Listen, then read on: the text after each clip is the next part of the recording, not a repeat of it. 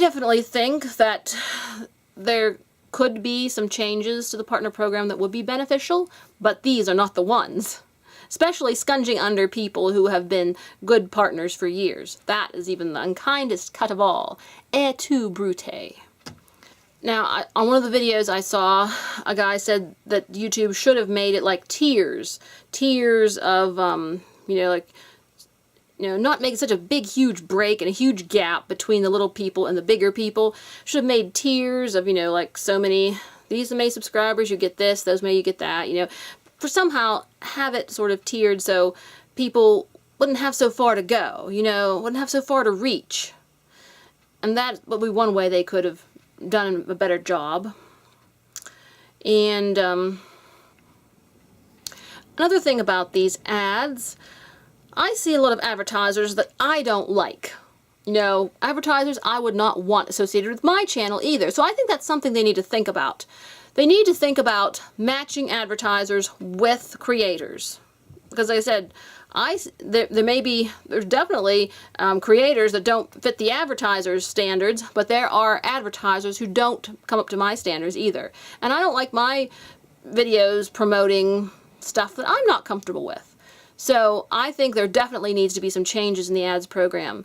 Probably in the future, what I would like to see would be that the advertisers and the creators are going to have to mutually pick each other, not just random ads on random videos at random times. So there's definitely room for improvement.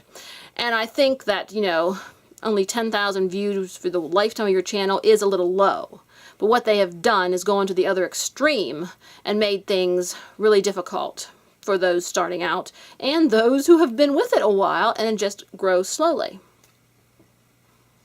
Now that we've all had this disaster happen to us, it's time to step back and reevaluate our plans for what we would like to do on YouTube and where we want to go from here.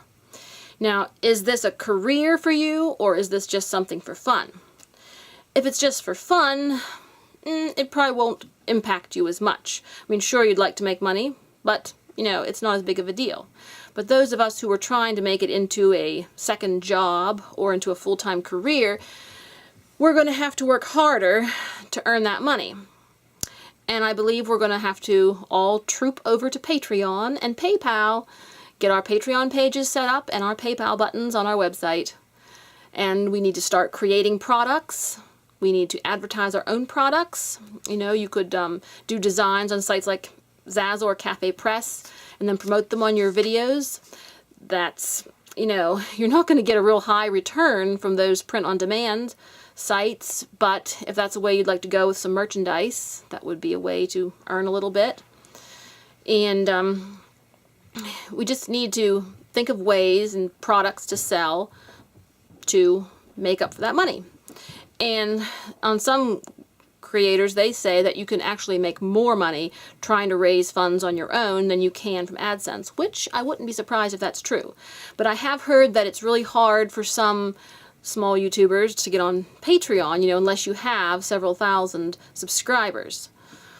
But like I said, look at it this way. If you're making, a couple dollars a month on YouTube AdSense, if you can make at least that much on Patreon, and it wouldn't be that hard to make at least a couple dollars a month, and you can build on that.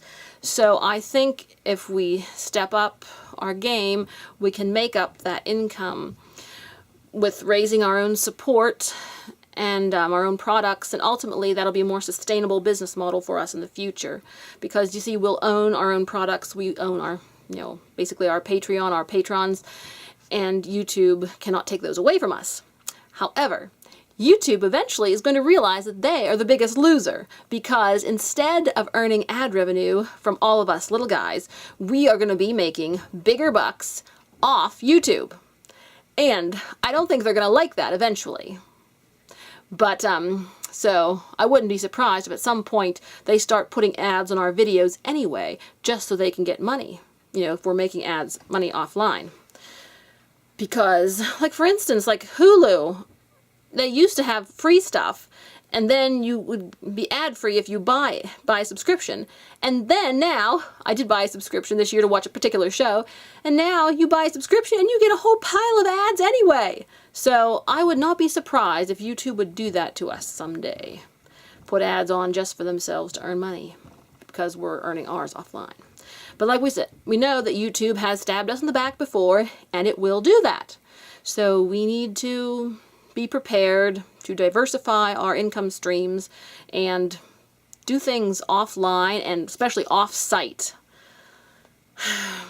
Because YouTube cannot be trusted.